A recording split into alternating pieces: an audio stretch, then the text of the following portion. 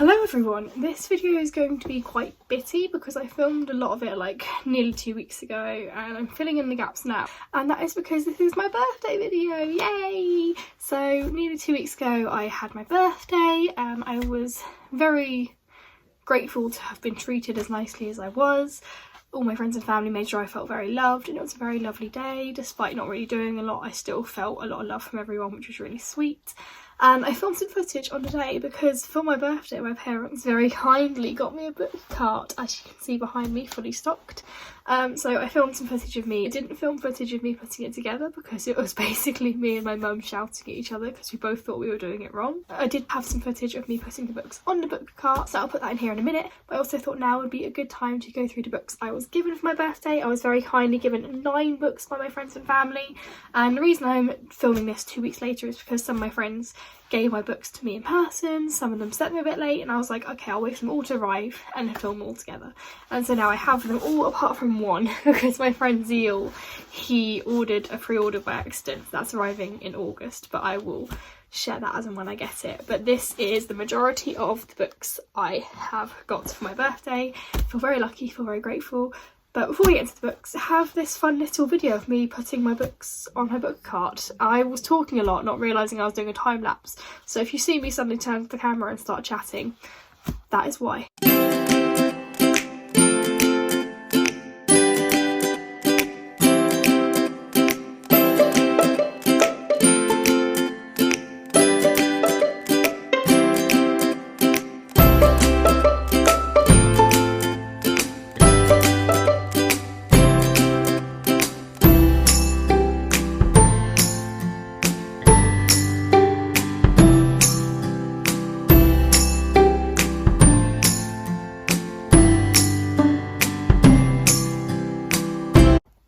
So I've now run out of space on my book cart, and I'm wondering if this means that I have too many books.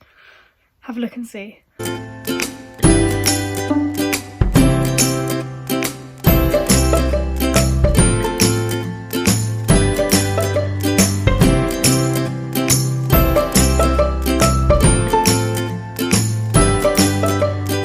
I don't really want to stack books on top of books on top of books because I'm scared I'm going to break the book cart, so I'm going to have a little play around and come back to you. We have found a kind of solution. As you know, I am on a book buying ban for the whole of June, and I'm already on my 4th book of June, so hopefully I can get rid of some books and make some more space. Behind me is my books that I got for my birthday. We don't talk about them yet, but hopefully this will work out okay. I definitely love the book cart more than the oldie box I used to have, so yay! So this is my lovely book cart, which I can turn around at my leisure.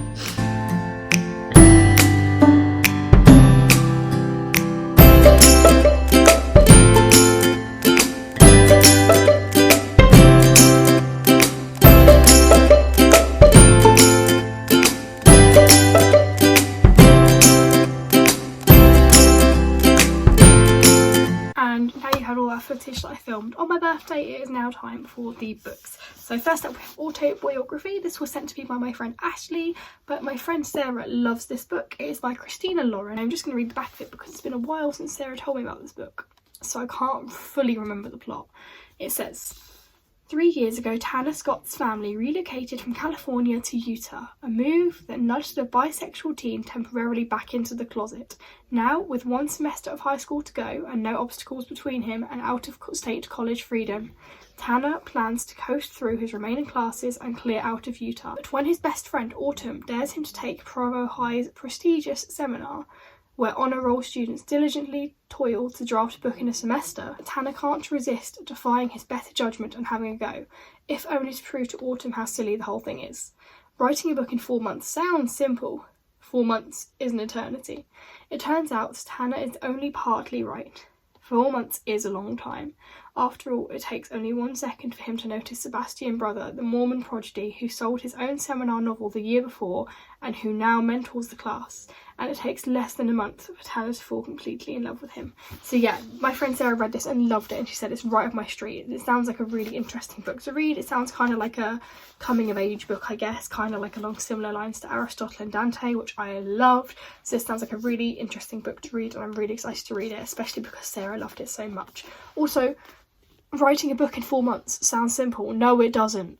Who can write a book in 4 months? That is not a lot of time to write a book in. If you can write a book in 4 months, you have my utmost respect. So that was book 1 from Ashley. This is a book that Sarah herself sent me, which is called Are You Watching? And that is by Vincent Ralph. And my friend Gemma posted about this, and it sounds really cool. This sounds right up my street. I love a good thriller book, like the One of Us is Lying series I really enjoyed. The Girl on the Train I really enjoyed. I read a book called 13 Minutes, that was really fun. I love a thriller, so this sounds great. So it says, you have to murder at least 3 people to be called a serial killer. The Magpie Man got there when I was 9. 10 years ago, Jess's mother was murdered by the Magpie Man. She was the first of his victims, but not the last. Now Jess is the star of a YouTube reality series, and she's using it to catch the killer once and for all. The whole world is watching her every move, and so is the Magpie Man. Tell me that doesn't sound really good. This has been on my radar for so long, so I feel very happy that Sarah picked this up for me, because I feel so sorry for when my friends buy books. What I did in the end is I have a list of every book I own and want to read, and every book I don't own but want to read. So when it got to my birthday, I started sending that to my friends if they asked what books were on my wish list, because I was like, okay, these are the ones I have, these are the ones I don't, because there's always a risk that you can go into Waterstones and buy me a book and I'll have it, which is why I'm on a book ban for the whole of June, so that I wouldn't buy any books that my friends might buy me. And so far we're going well, so far. Also inside this little book, my friend Sarah made me a bookmark, and it's the Caramel book covers. How cute is that? I love that so much. Book 2, Are You Watching? From Sarah. Next up is Zara Hussain Is Here, and this was sent to me by my friend Ashley, and I have been wanting to read this for so long. It's been on my radar for so long, but I deliberately didn't buy it yet because I was waiting for the paperback copy, which is now here. It's by Sabina Khan, and the back says, Zara Hussain is torn between her identity, culture, family and love. Her family moved from Pakistan to Texas when she was a baby, but she's still struggling to fit in. She's the only Muslim girl at her conservative school and a target for racist bullies like Tyler Benson. But things take a violent turn after Tyler sprays Islamophobic graffiti on Zara's locker and is suspended. Suddenly the entire future of Zara's family is at stake. A powerful, compassionate story of what it means to be an immigrant today and the endurance of hope and faith in the face of hate. I don't think I need to explain why I'm excited to read this. You guys all know what my reading type is by now. This just sounds like a really interesting read. I'm so here for it, and it sounds really good, and I've heard nothing but good things about it, so I'm really excited to read that. That is Zara Hussain Is Here by Sabina Khan, and thank you to Ashley for sending it to me. Next up was also from Ashley, and this is called The Bible, not a Bible, noted, and this is essentially just like a lot of essays written from bisexual people and about bisexuality and how that's viewed in society and the LGBT community, how it affects their lives and stuff like that. So I think it's a really good book to read because obviously diverse bookshelves are good. Diversifying your bookshelf is a really good thing to do, I think. Like, you want to read about lots of different sexualities and religions and cultures and that. So this just sounds like a really good read to get my teeth into, and I'm excited to see what it has in store. And this is from my friend Ashley. Next up is Life as a Unicorn, and this was sent to me by my friend Alison, and this is by Amral Al-Kadi, and this is a non-fiction book written by a gay Muslim. So it says, Amral knew they were gay when, aged 10, they first laid eyes on Macaulay Culkin in Home Alone. It was love at first sight. Amral's parents weren't so happy. From that moment on, Amral began searching in all the wrong places for ways to make their divided self whole again. Life as a Unicorn is a hilarious yet devastating story of a search for belonging, following the painful and surprising process of transforming from a God-fearing Muslim boy to a queer drag queen, strutting the stage in 7-inch heels and saying the things that nobody else dares to. Again, like with Zara Hussain, I don't think I need to explain why I'm so excited to read this. It just sounds like a really interesting read, and there's not enough books about Muslims who are gay, especially drag queens, so this sounds like a really interesting read. So that was sent to me by Alison. Next up is a book that was recommended by my friend Alison to my mother to buy for me. So my mum very kindly bought me the book cart, as I said, and my mum was like, well, I need to get you a book to go on the book cart. So she asked my friends to send her a list of 5 books that she could buy for me to go on my book cart, and then she bought 2 out of them. She asked for 5 so that then there was a guarantee that my local Waterstones would have at least 1 in stock. And then she very kindly got me 2, and so my friend Alison sent her a list of 5. I had no idea what they were, and the first one of those books was Amari and the Night Brothers by B.B. Alston. This is a middle grade book that has also been on my radar for a long time. To be honest, most of these books have been on my radar for quite a while, so my friends kind of nailed it by buying me books that I've been after for a fair amount of time. And can we talk about how amazing this cover is, like the shininess and beautiful illustration and the silver sprayed edges. How cool is that book? So this is a middle grade book, but I actually like reading middle grade books from time to time, so they're really fun. And this is about magic, because I love magic. Amari Peters knows 3 things. Her brother Quentin has gone missing, no one will talk about it, his mysterious job holds a clue. So when she's invited for a trial at the Bureau of Supernatural Affairs, Amari is certain this is her chance to save him. But first, she has to get her head around the new world of the Bureau, where mermaids, aliens and magicians are real, and her roommate is a were-dragon. Amari must compete for a spot against kids who have known this world their whole lives, and when an evil magician threatens the whole supernatural world, Amari has never felt more alone. But if she doesn't pass the 3 tryouts, she may never find out what happened to Quentin. To save her brother, Amari is going to have to fight harder for this than she ever has before. Okay, I thought it was just about magic. I didn't realise it was about a whole supernatural world. This sounds even more exciting now. Like, how amazing does that sound? It sounds like it's full of adventure, and it's all about her fighting for her brother, so it's a strong family relationship, which is my favourite trope of all time, strong family bonds. It just sounds really adorable, and I'm really excited for that. So thank you, Alison, for recommending that to my mum, and thank you to my mum for buying it for me. So the next book I have was sent to me by my friend Abby. That is The Ruthless Lady's Guide to Wizardry by C.M. Waggoner. This cover is gorgeous, and it's a floppy book. I love a floppy book, and it just that cover. I can't even remember what this is about because it's been on my wish list for about a year.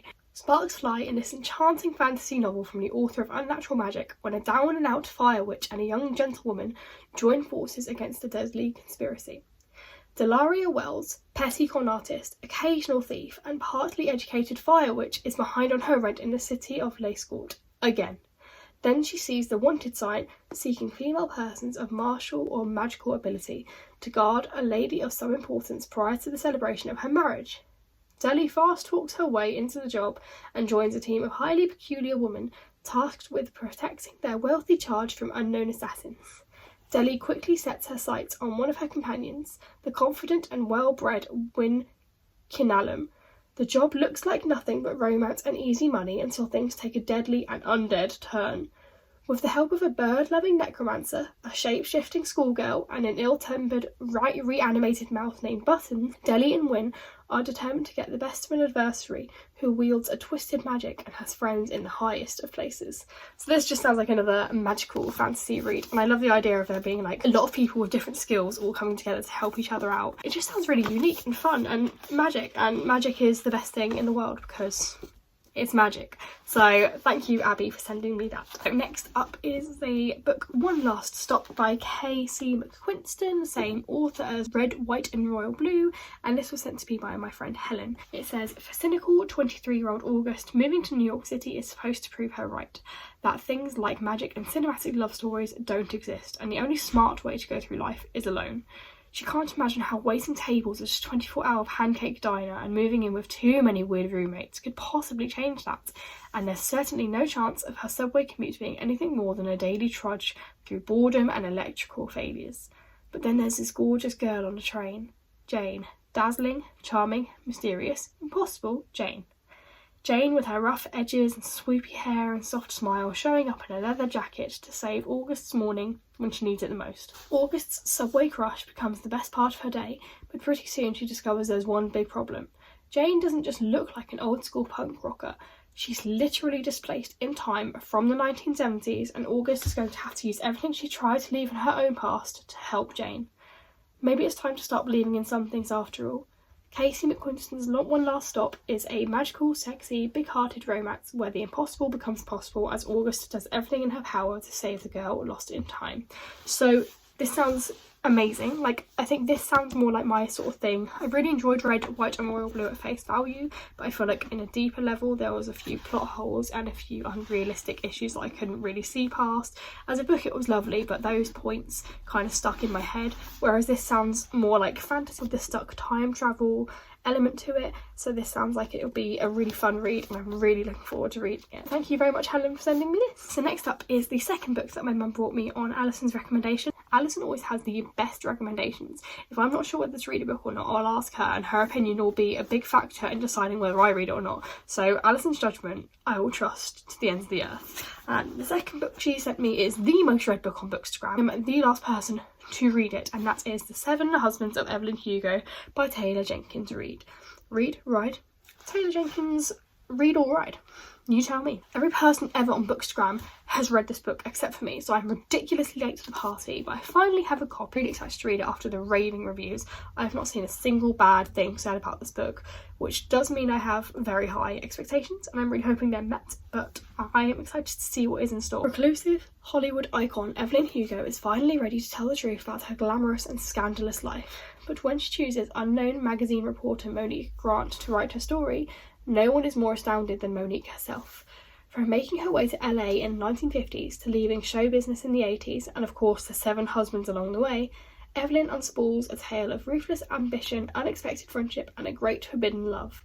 But as Evelyn's story nears its conclusion, it becomes clear that her life intersects with Monique's own in tragic and irreversible ways. So it sounds like a romance book, but Alison recommended it to my mum and Alison knows I'm not a romance fan, so for her to have recommended this to my mum means I think I'm going to really enjoy it, and I'm really excited to see what everyone's been talking about. So thank you, Alison, for recommending that, and thank you, Mum, for picking it up. And that brings me to the end. That is all 9 books I got for my birthday, and when Zeal's book arrives in August I will share what I got, and I'm sure I'm very excited about what they've sent me, and I'm sure I will love reading them. Thank you very much for everyone who sent me these books. I feel very grateful, I feel very loved. I can't quite believe that you were all kind enough to send me these. I am going to go now and do some more reading, and I'm going to try and edit a video because I have like 3 that I filmed and I haven't edited a single one yet, which is fun. I hope you're happy, I hope you're healthy. I'm sending you all lots of love, and I will see you soon. Lots of love, bye.